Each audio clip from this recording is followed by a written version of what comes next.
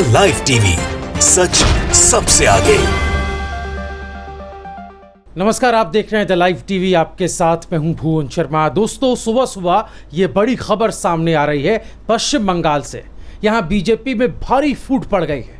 कई नेताओं ने बीजेपी से बगावत कर दी है। जी हां दोस्तों, सूत्रों के हवाले से इस वक्त की ये बड़ी खबर है कि हार के झटके से अभी पूरी तरह से ना उबर सकने वाली बीजेपी के नेताओं में भारी असंतोष पनपने लगा है।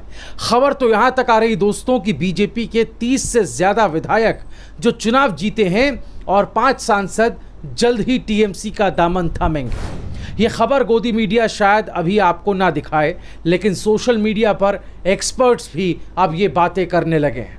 मसलन ये देखिए, ये हैं शशि एस सिंह। ये सेफोलॉजिस्ट हैं, यानी चुनाव मामलों के जानकार हैं। देखिए, इन्होंने ट्वीट करके लिखा है, big breaking, 5 Lok Sabha MP and more than 30 winning MLAs want to join TMC।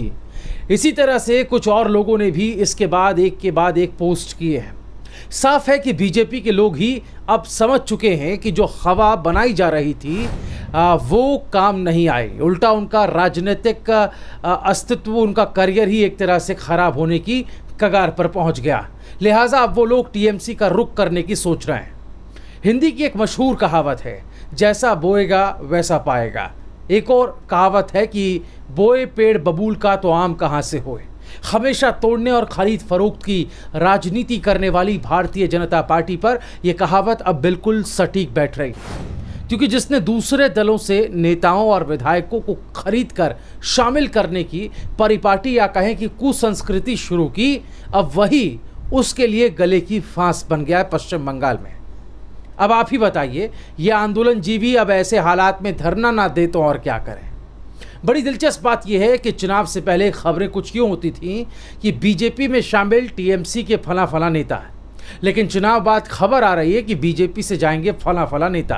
हालांकि नामों के बारे में अभी कुछ पता नहीं चला, लेकिन जल्द ही चल जाएगा। वैसे आपको याद होगा कि चुनाव से पहले किस तरह से बीजेपी ने दूसरे दलों, खासकर TMC में सेंधमारी शुरू की थी और सत्ताधारी दल के कई बड़े नेताओं को अपने पाले में मिला लिया था। इनमें सबसे बड़ा नाम शुभेंदु अधिकारी और मुकुल रॉय का माना जाता है, जो ममता बनर्जी के खास या करीबी कह लीजिए सहयोगी रहे और उन्हें बंगाल की सत्ता दिलाने में बड़ा योगदान भी था। लेकिन ना शुभेंदु जीत दिला पाए, ना मुकुल रॉय जीत दिला पाए।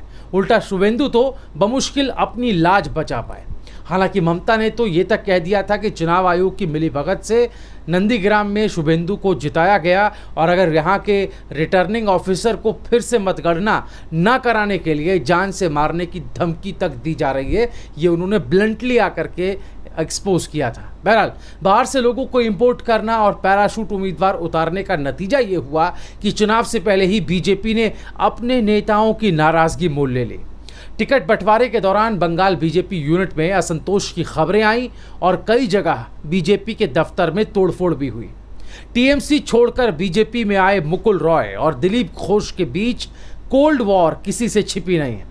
विधानसभा चुनाव के दौरान मुकुल रॉय को टिकट देने पर दिलीप घोष के समर्थकों ने दोस्तों काफ़ी नाराज़गी जाहिर की थी। हालांकि मीडिया मैनेजमेंट से ऐसी खबरों को दबा दिया गया।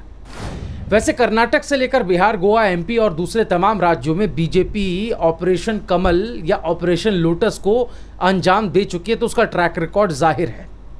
बहरहाल, जो बीजेपी दावा करती थी कि 2 मई तक TMC पूरी तरह साफ हो जाएगी, उसकी पार्टी से लोगों के बाहर निकलने की खबरें अब जो आ रही हैं वो ये इंडिकेट कर रही हैं, संकेत दे रही कि बमुश्किल विपक्ष में आ पाई बीजेपी कहीं इस हक से भी वंचित ना हो जाए।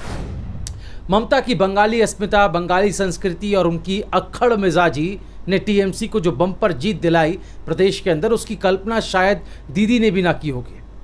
2 मई दीदी गई का नारा देने वाली बीजेपी के खिलाफ ममता ने जो रणनीति अख्तियार की, उसने बीजेपी को ही सत्ता की दौड़ में पछाड़ दिया, हरा दिया। हैवीवेट चुनाव प्रचार करने वाली बीजेपी अब भी नहीं समझ पा रही कि उसके साथ ऐसा हुआ कैसे, क्योंकि उसे ये अति आत्मविश्वास था कि वो 200 सीटों से ज़्यादा सीट हासिल कर लेंगे। इसलिए अब वो बहुमत की सरकार बन जाने पर भी सूबे में राजनीतिक तौर पर अस्थिरता बनाए रखना चाहती है, यानी कि पॉलिटिकल टर्बुलेंस। वो कैसे? धरना देकर। किस लिए? प्रदेश में हो रही हिंसा को लेकर। चलिए, माना कि हिंसा गलत है, इसे किसी भी रूप में स्वीकार नहीं किया जा सकता, लेकिन इस हिंसा को लेकर बीजेपी में धरना देने की प्रवृत्ति कब से जाग गई भैया? या यूं कह लें कि उसके अंदर का आंदोलन जीवी आखिर कब से बाहर आने लग गया?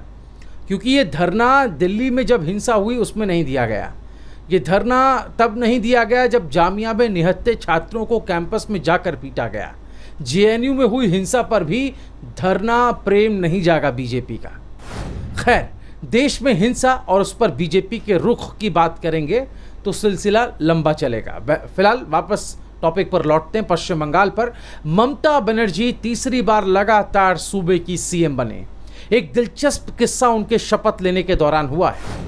शपथ लेने के बाद राजभवन में ममता बनर्जी ने जहां एक बेहतर प्रशासक का उदाहरण देते हुए सरकार बनने के बाद कोविड को पहली प्राथमिकता बताया, तो वहीं बगल में खड़े राज्यपाल जगदीप धनखड़ ने प्रदेश में हिंसा को लेकर अपनी चिंता जाहिर की।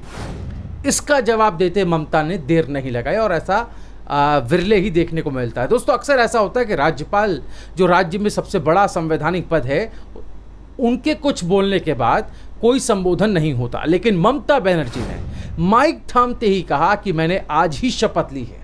3 महीने से राज्य की पूरी सरकार चुनाव आयोग के हाथ में थी। चुनाव आयोग ने इस दौरान कई अफसरों के तबादले किए, कई अफसरों को अपॉइंट किया जिन्होंने कोई काम नहीं किया। ऐसे में अब मैं कमान अपने हाथ में ले रही हूं और सभी से शांति बनाए रखने की अपील करती हूं। सुनिए सर। আমি আজকে এক্ষুনি শপথ নিলাম। এর আগে আপনারা জানেন ইলেকশন কমিশনের আন্ডারে 3 মাস এই গভর্নমেন্টের পুলিশরা সবাই কাজ করেছে। সুতরাং কিছু কিছু স্পোরাডিক ইনসিডেন্ট হয়েছে এবং বিশেষ করে কোনো পলিটিক্যাল পার্টি যেখানে জিতেছে সেখানে অত্যাচার বেশি করছে। সেখানে আমরা দেখে নেব যাতে কোনো রকম কেউ যাতে এখান থেকে রেহাই না পায় এবং আজকেই গিয়ে আমি নতুন সেটআপ তৈরি করব।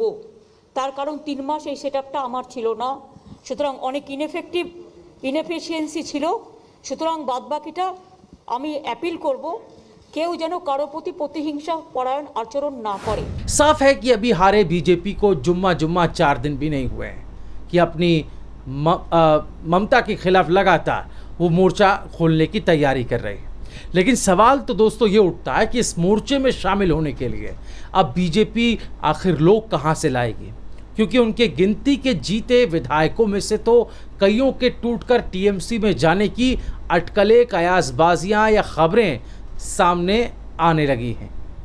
दोस्तों, आपकी राय क्या है? आप हमें कमेंट करके बताएं कि बीजेपी के लोगों का उससे छिटक कर टीएमसी में चला जाना, इसके पीछे आप क्या किन किन वजहों को देख रहे हैं? क्योंकि बीजेपी जो है ये चुनाव हार गई, लेकिन उनके जो अपने समर्थक हैं या जो अंधभक्त हैं वो अब इस हार को इस तरह से प्रोजेक्ट कर रहे हैं कि हम पहले से ज़्यादा सीटें, इकाई से हम दहाई में आ गए। लेकिन कहाँ तो दावा 200 से ऊपर सीटें जीतने का था और कहाँ दहाई में ही संतुष्टि हासिल करनी पड़ रही है, और उसमें भी अब अजीब अजीब जो है वो तर्क दिए जा रहे हैं। लेकिन जिस तरह की हिंसक घटनाओं को लेकर बीजेपी धरना एक कहें कि स्टाइल अख्तियार कर रही है पश्चिम बंगाल में, उसको लेकर के आप क्या टिप्पणी करना चाहते हैं? आप क्या कहना चाहते हैं? हमें कमेंट करके ज़रूर बताएं। द लाइव टीवी, सच सबसे आगे।